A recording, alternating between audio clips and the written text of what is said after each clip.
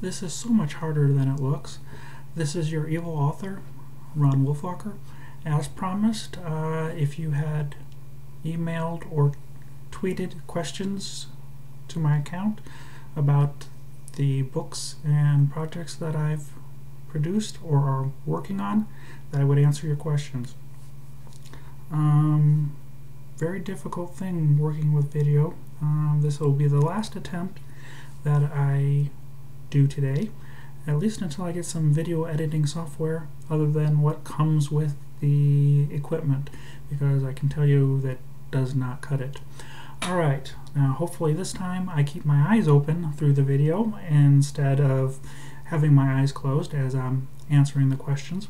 So let's start with one that Kevin sent in that probably he and dozens of others per month ask about the project that I did called Journey to a New Start. He's wondering when a new chapter in that story will, or a new book in that story, will ever come out. I'm afraid to say at this moment in time it's not possible. One of the things that makes it not possible is 2006, 2007, while doing my rounds and rotation at the hospital that I worked at, I had met and befriended a young gentleman, probably around 12 years old, my memory says, that had just finished the first Harry Potter book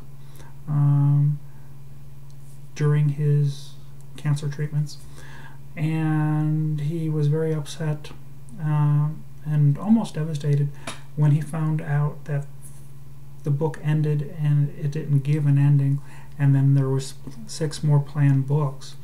Well, he didn't have that time, so one of the things I did was I sat down, and in about 10 days, maybe a little less, I created an ending to the Harry Potter series before the second book was even written, just for this young man. So every day I would furiously write after work while I was cooling down and relaxing, and the next day while taking care of him or visiting other patients in between, I would hand the chapters over to his parents, who would either read them out loud to him, or sometimes if I had the free time I would read to him. So Journey to a New Start started that way, and pretty much I have no desire to go back to that book, not unless I decide to completely change it so I'm not playing in someone else's sandbox, and change it in a way that I can create a new series from it.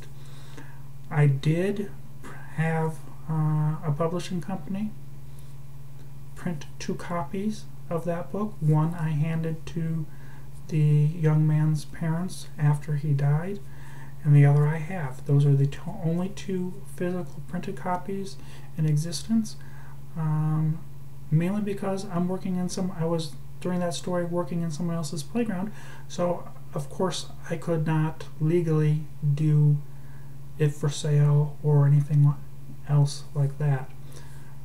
So to answer Kevin and everyone's questions, no, that story is done for now, and I don't foresee at the moment ever picking it up again.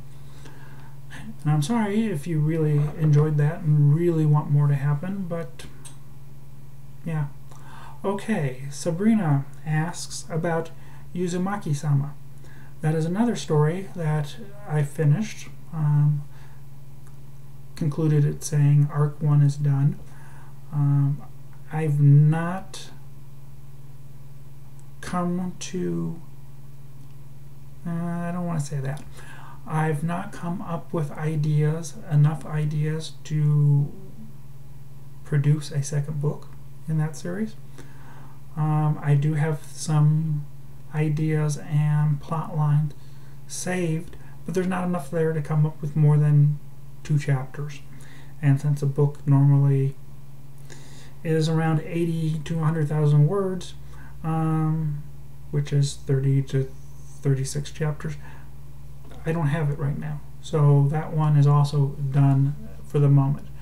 Not to say that I don't revisit that story and reread it myself during downtime to see if something will click to bring it back to life and bring it back into my to-do list, but it's not happened yet. Thomas Carl asks, do you do any background on the object or ideas you write about? I do, quite a bit. I'm going to do a shameless plug here. I've just finished the 3rd book and sent it to the publisher of the Death God series. I spent about almost between 5 and 6 months creating the universe, creating how the characters will work, how their lycanthrope powers worked, how necromancy worked, the ins and outs, the different rituals to bring back the dead, how a lycanthrope would change, how they turned people to create new, whether or not they could have children or whether the shift would keep them from being pregnant. It took a lot of time to do that before the first word was written in chapter 1. The same thing happens in the Teep universe, which is more hardcore science fiction, more technology in that storyline. I do a lot of research. If I come up with a new piece of technology, I research pictures that come close to what I'm thinking of. That way I have a visual to describe into the storyline. And sometimes I will throw it on my wiki.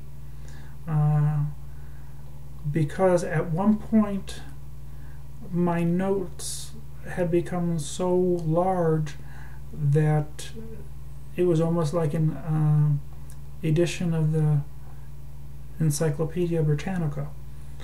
So I created a wiki. That's took about 10 months to put everything in there just for the Teep universe, and now I have easy access as I'm writing to my notes. The Teep universe is a hard one to write in, mainly because it's an ongoing space opera type saga that has been, let's see, 7 years that I've been writing it.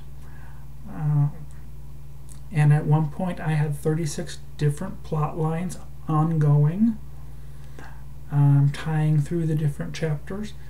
There's over 3 million words, which is probably, from what I remember figuring out, if you took all the Harry Potter books, all 7 volumes, and times them by 2, that's about where I'm at right now. Currently, I just finished the last chapter of Timequake, which is a little arc that answers the question on how the time travel happened, about the resets, how come we're in timeline 2.1, things like that all go back to this arc. The last chapter in the arc is 48 hours in the editing team's hands. As soon as I get that back and I can go ahead and read through it, either approve, disapprove changes, do additions to make things clearer, and then send it back to the editing team.